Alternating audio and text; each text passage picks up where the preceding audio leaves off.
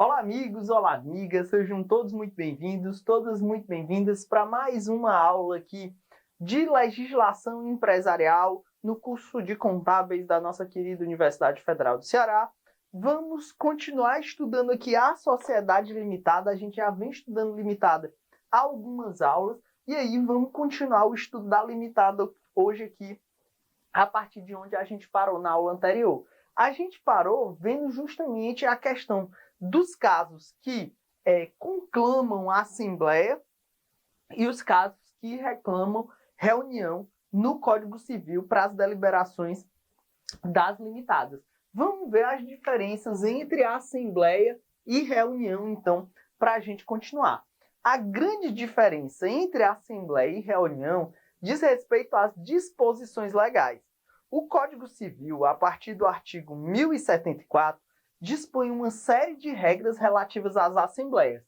E, de outro lado, o 1079 permite que o contrato social disponha livremente sobre as reuniões, sendo-lhes aplicadas as regras das assembleias somente quando há omissão contratual. E é o que mais acontece na prática. Então, o 1079 diz que aplica-se às reuniões dos sócios nos casos omissos no contrato, e aí, na prática, realmente, os contratos sociais não costumam tratar muito da questão das reuniões.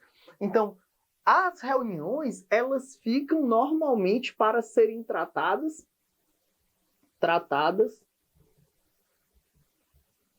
nos contratos sociais.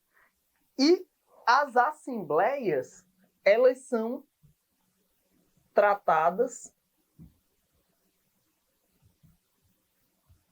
no Código Civil. Então, as assembleias, elas são tratadas normalmente no próprio Código Civil, enquanto que as reuniões, normalmente, elas são tratadas no próprio contrato social.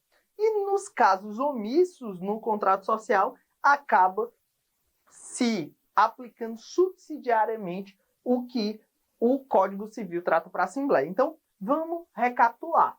O que o próprio contrato dispõe é sobre as reuniões. Então, as reuniões são tratadas no próprio contrato social.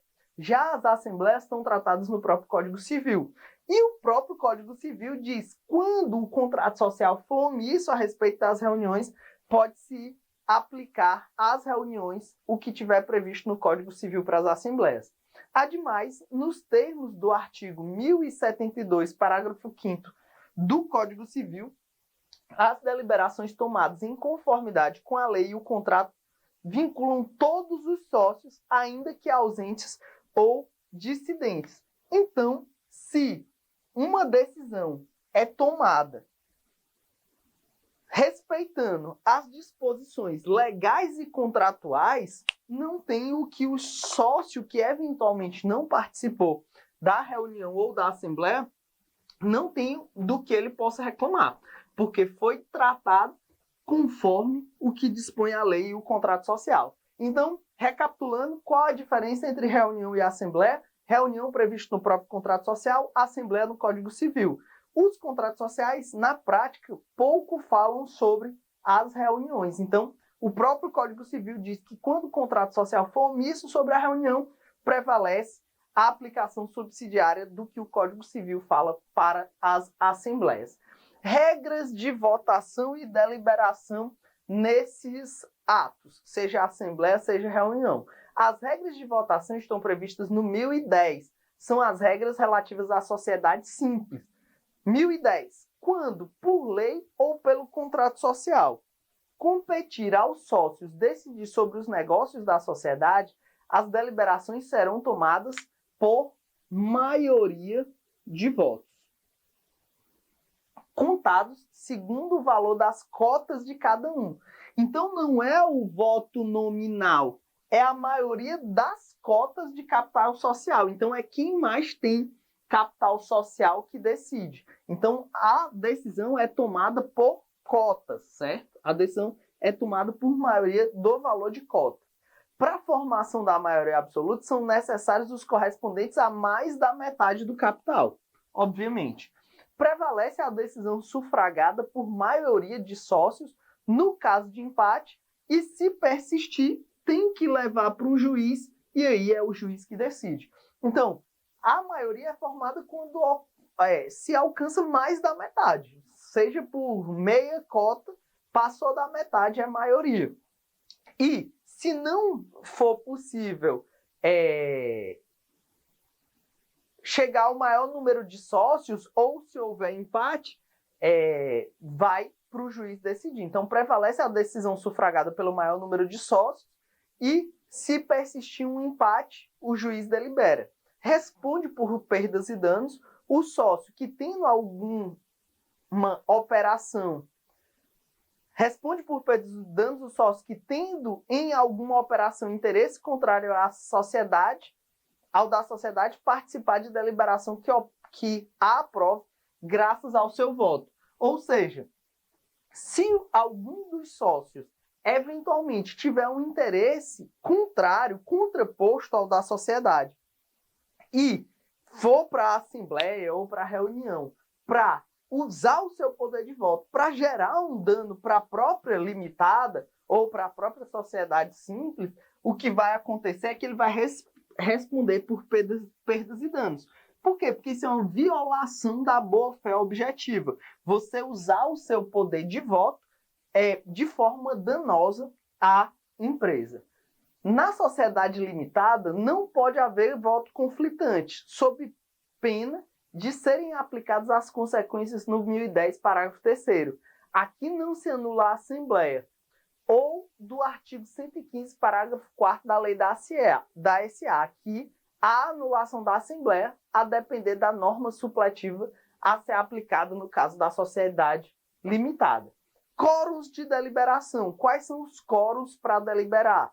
Os quóruns de deliberação estão no 1076, cumulado com essa expressão C/C, significa cumulado com, ou seja, aplicado juntamente com o 1071. Então, o 1076 aplicado com o 1071 faz com que a gente tenha os seguintes quóruns. 3/4 do capital para. Então, eu preciso de 3/4 do capital social da limitada. Vamos lembrar, não são 3/4 dos sócios. Cuidado com eventuais pegadinhas. É 3/4 do capital para aprovar a modificação do contrato. Então, para eu mudar o contrato social, eu preciso de 3/4 do capital votante. Fusão, incorporação, dissolução e cisão ou cessação do estado de liquidação.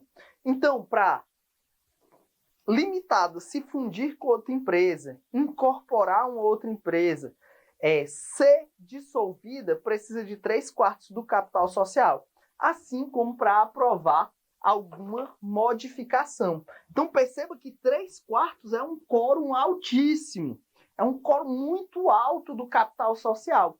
Então é um número bastante elevado de cotas.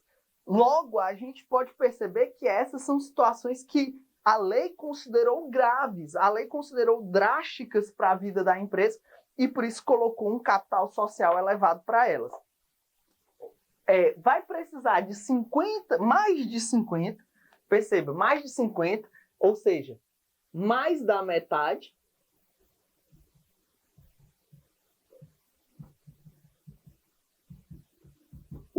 Qualquer número acima da metade do capital social, mais da metade é o que a gente no direito chama de maioria absoluta, 3/4 é o que a gente chama de maioria qualificada. Não é uma simples maioria, não é apenas mais da metade. 3/4 é uma maioria qualificada, é um número expressivo. Aqui, mais de 50% é o que a gente chama de maioria absoluta, é mais da metade. Precisa de mais da metade do capital. Não é dos sócios, é do capital. Pode ser que uma pessoa só tenha isso aí. Mas precisa de mais de 50% do capital social para quê? Designação dos administradores, quando feito em ato separado. Então, para dizer quem vai administrar, para designar os administradores, precisa de mais da metade do capital social. Destituição dos administradores, então é paridade de formas, precisa de mais da metade para nomear e mais da metade para retirar administradores. para decidir o modo de remuneração dos administradores, quando não estabelecido no contrato, e para fazer o pedido de concordata. Não existe mais a concordata, porque a nova lei de falência suprimiu a concordata. O que existe é a recuperação judicial e a recuperação extrajudicial. E a nova lei de falências não mudou isso. A alteração recente que houve na lei de falência agora no final de 2019 não mudou isso. Então eu preciso de mais da metade do capital social para designar e destituir administradores, para definir o modo de remuneração dos administradores. Todo administrador de limitada obrigatoriamente tem que receber uma remuneração, que é o famoso prolabore, e é para pedir recuperação judicial. Então, esses são os atos que precisam de mais da metade do capital social.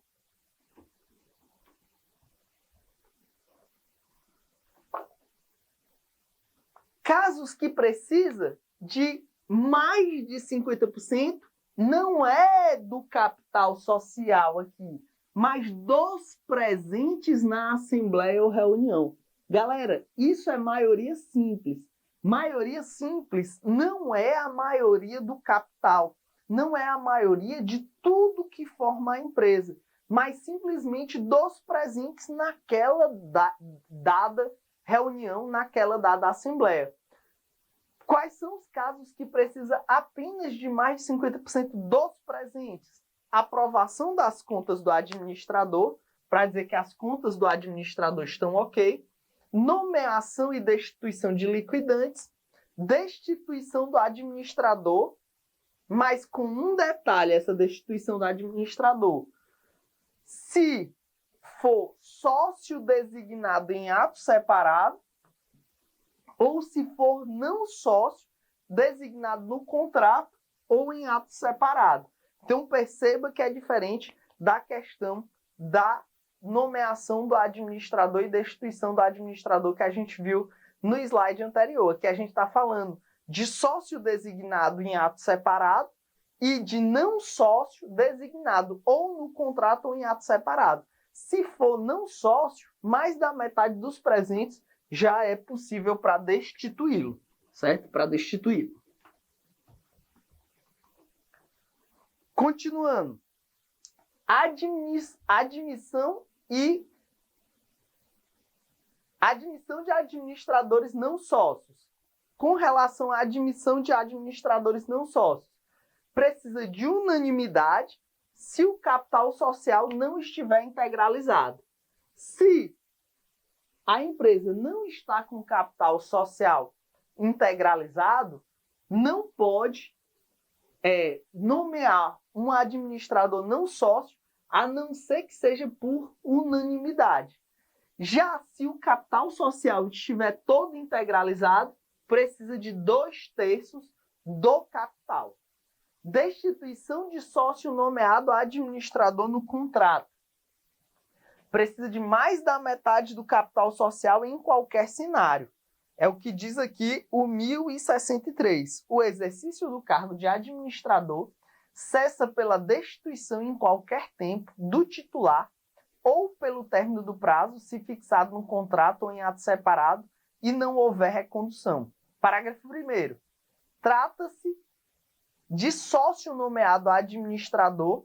Tratando-se de sócio nomeado administrador no contrato, sua destituição somente se opera pela aprovação de titulares de cotas correspondentes a mais da metade do capital social, salvo disposição contratual diversa.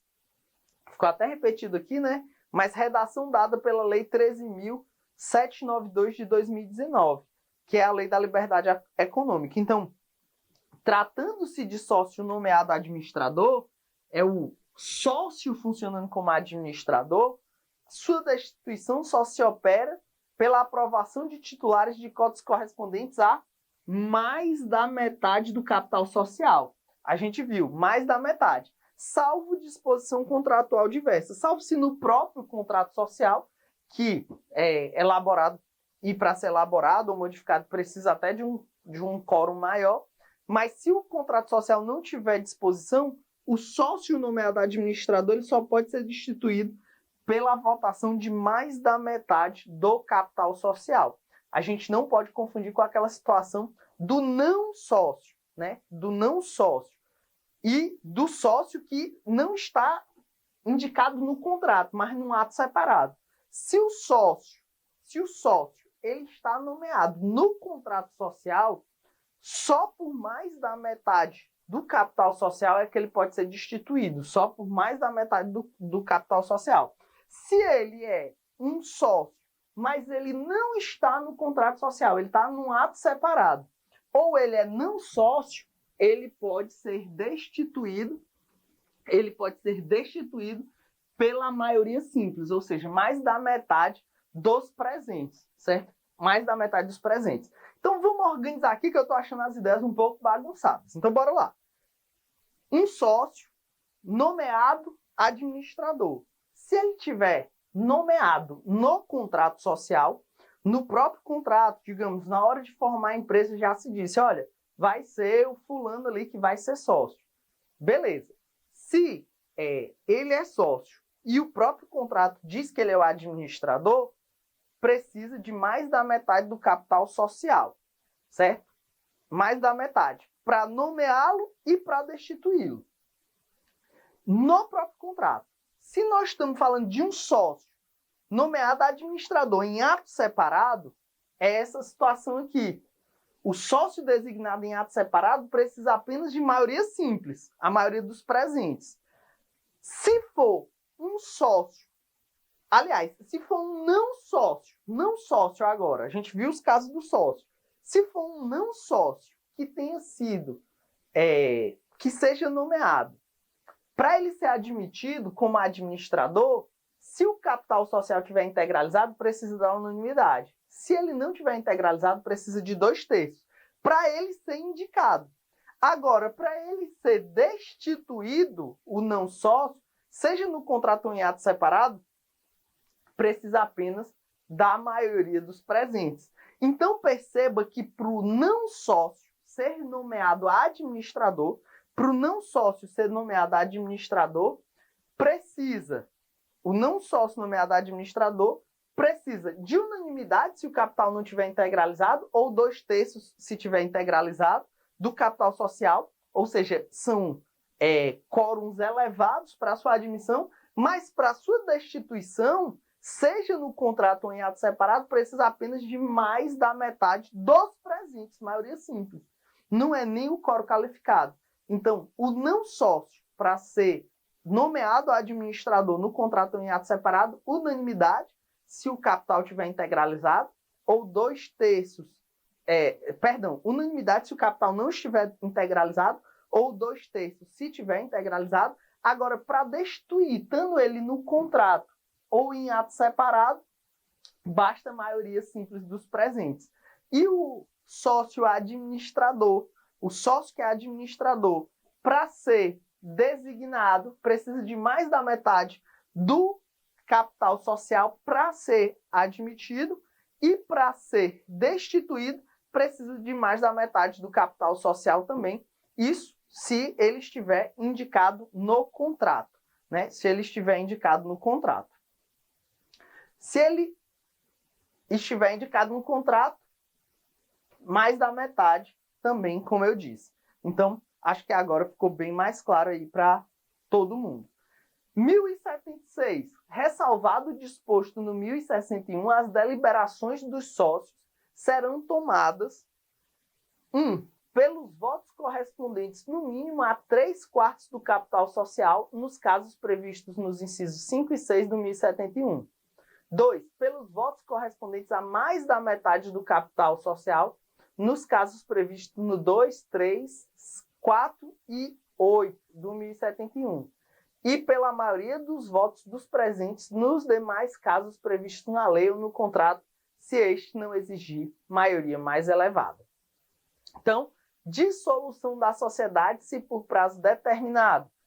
Se é uma sociedade por prazo determinado e se resolve extingui-la, mesmo assim, antes desse prazo, precisa de unanimidade. Tem que ser unânime essa decisão de extinção. A sociedade já tinha prazo determinado, ela já tinha uma data para ser extinta, mas ainda assim os sócios decidem extingui-la. Antes, precisa de unanimidade.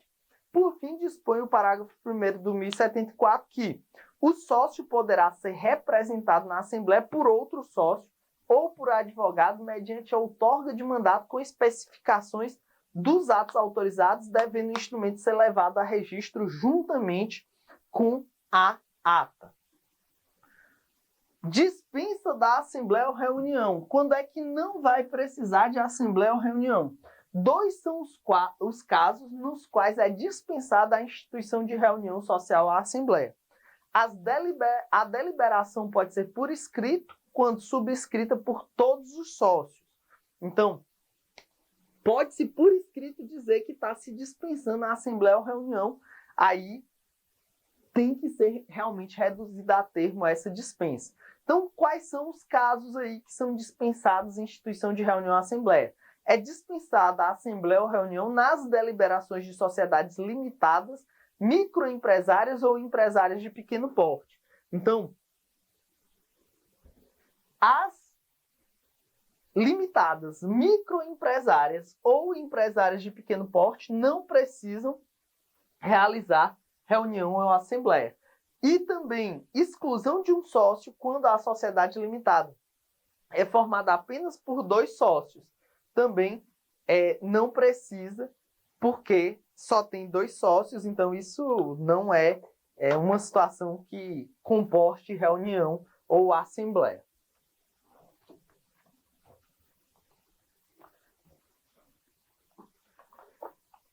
Vamos falar agora de direito de retirada de sócios. Quando os sócios podem se retirar das limitadas. Isso é um direito que o STJ já reconheceu aos sócios. Todo sócio tem direito de retirada. O direito de retirada tem como sinônimo direito de recesso. E o que é o direito de retirada? É a possibilidade que o sócio tem de retirar-se da sociedade. Esse direito deve estar diretamente relacionado com a regra do 1029 do Código Civil, ou seja, tudo depende de contrato. Então, é o direito de um sócio que perdeu a affectio societatis, ou seja, perdeu a vontade de estar associado a demais em busca de lucro, se retirar da sociedade limitada. Como é que se dá o direito de retirada? Pode ser de uma forma ou de outra. Primeira forma, do contrato com prazo determinado. No contrato por prazo determinado, a saída só é possível com justa causa. Se nós estamos falando de uma sociedade que tinha data para começar e data para encerrar suas atividades, ou seja, já estava acertado o fim das atividades da empresa, o sócio ele tem que buscar manter o que ele acordou. Ele só vai poder sair se ele demonstrar uma justa causa. Não, vou sair porque o sócio administrador está roubando a empresa. Aí tudo bem, é uma justa causa. Se não, ele tem que cumprir o contrato. Contrato por prazo indeterminado. A saída pode ser imotivada. Aqui pode ser imotivado. Pode ser tão somente o fim da affectio societatis. Não quero mais empreender, estou cansado dessa vida, quero sair. Pode ser imotivada. A lei só exige que ocorra a notificação dos demais sócios com antecedência mínima de 60 dias. É uma forma de não pegar os demais sócios desprevenidos em uma manifestação da boa-fé objetiva. Então, esse é o direito de retirada ou o direito de recesso. É o direito de um sócio se afastar da atividade empresarial. Se for uma sociedade com prazo indeterminado, que não tem data para encerrar suas atividades, ele pode fazer isso a qualquer momento e, inclusive, de forma imotivada. Isso aí nós podemos ver no 1029. Além dos casos previstos na lei ou no contrato, qualquer sócio pode retirar-se da sociedade, se de prazo indeterminado, mediante notificação aos demais sócios com antecedência de 60 dias. Se for de prazo determinado, provando judicialmente justa causa. Então tem que demonstrar justa causa.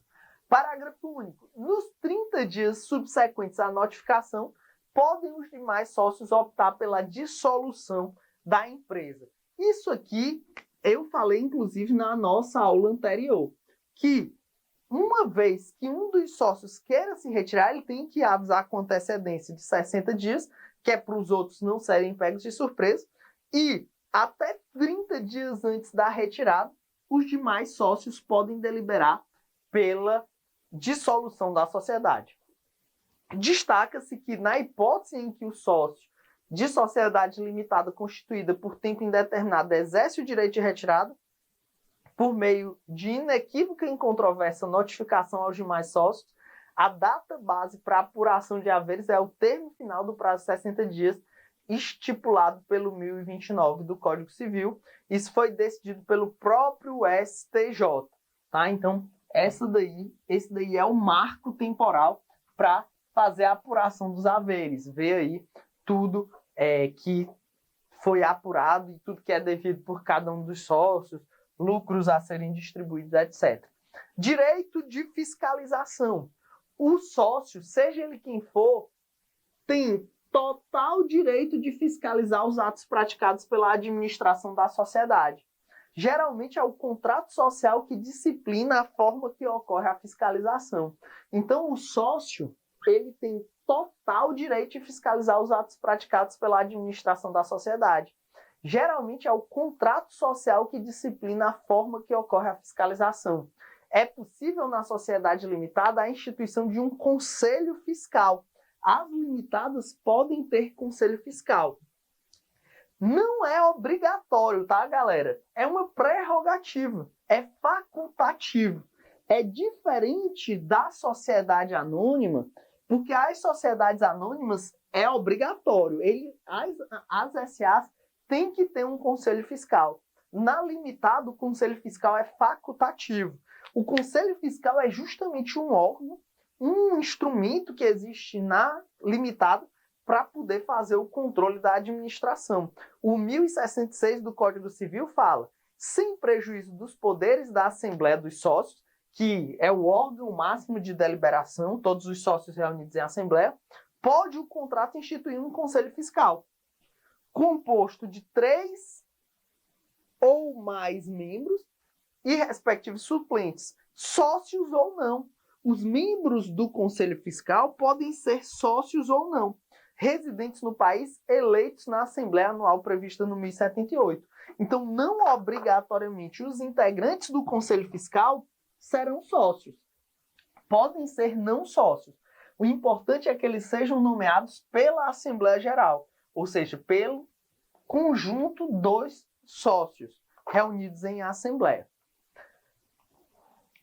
A composição do Conselho Fiscal é de 3 ou mais membros com um número igual de suplentes. Não há necessidade de um membro ser sócio, a única exigência é a residência no Brasil do conselheiro. Direito de preferência. A gente viu o direito de retirada, agora vamos ver o direito de preferência. O que é o direito de preferência?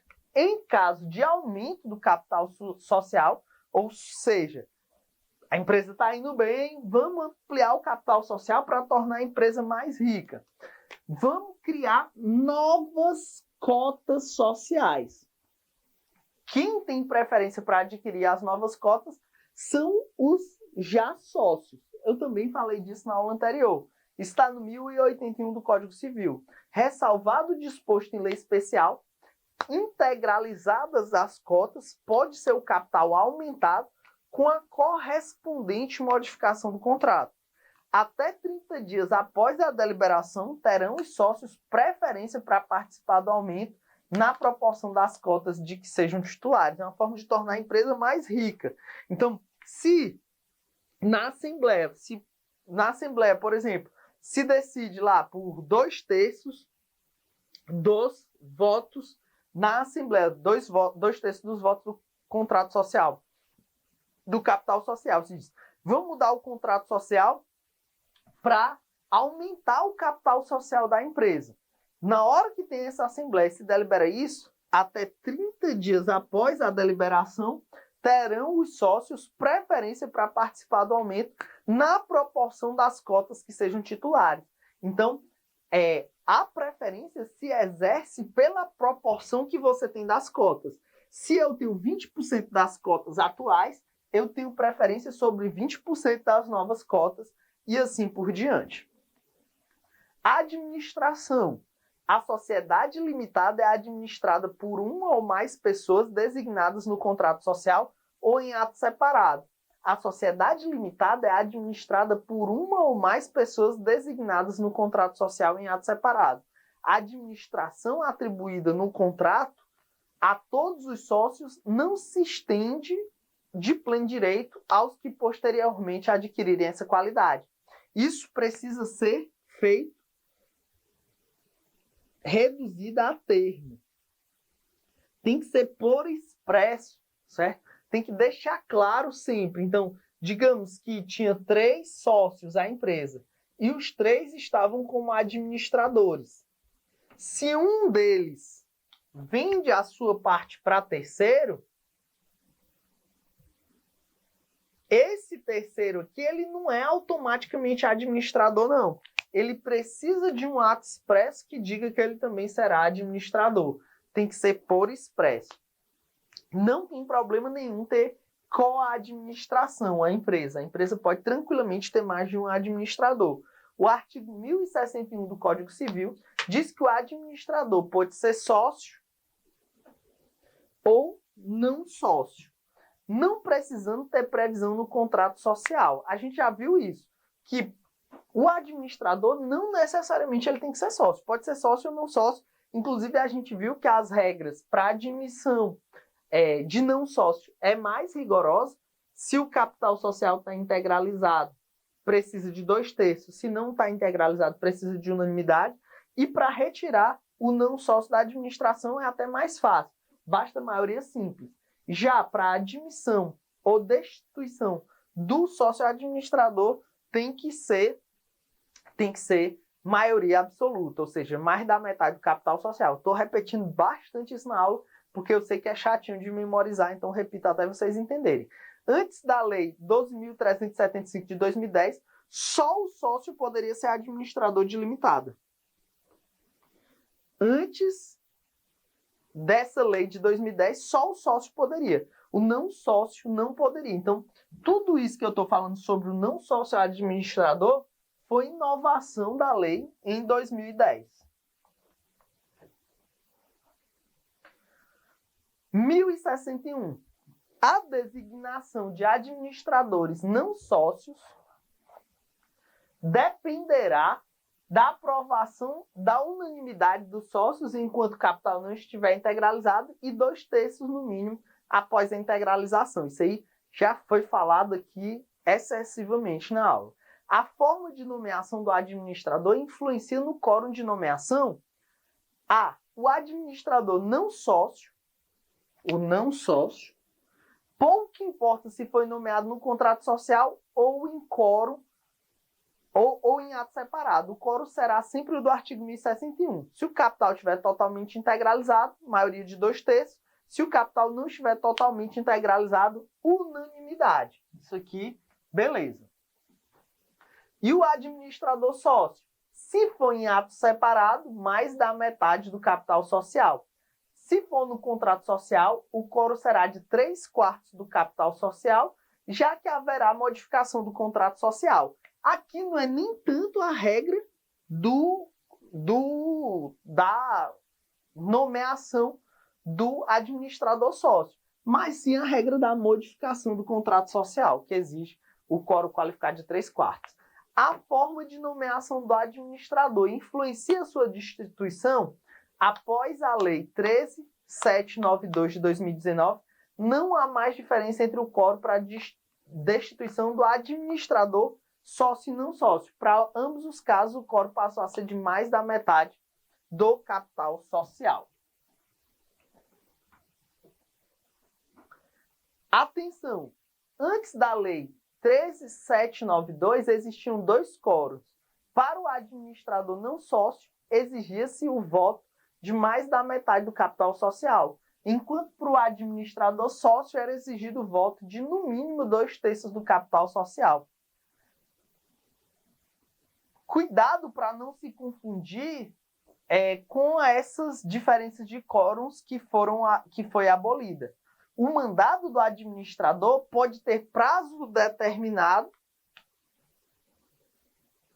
ou indeterminado, a depender da previsão do ato que designou, se foi contrato ou se foi ato separado.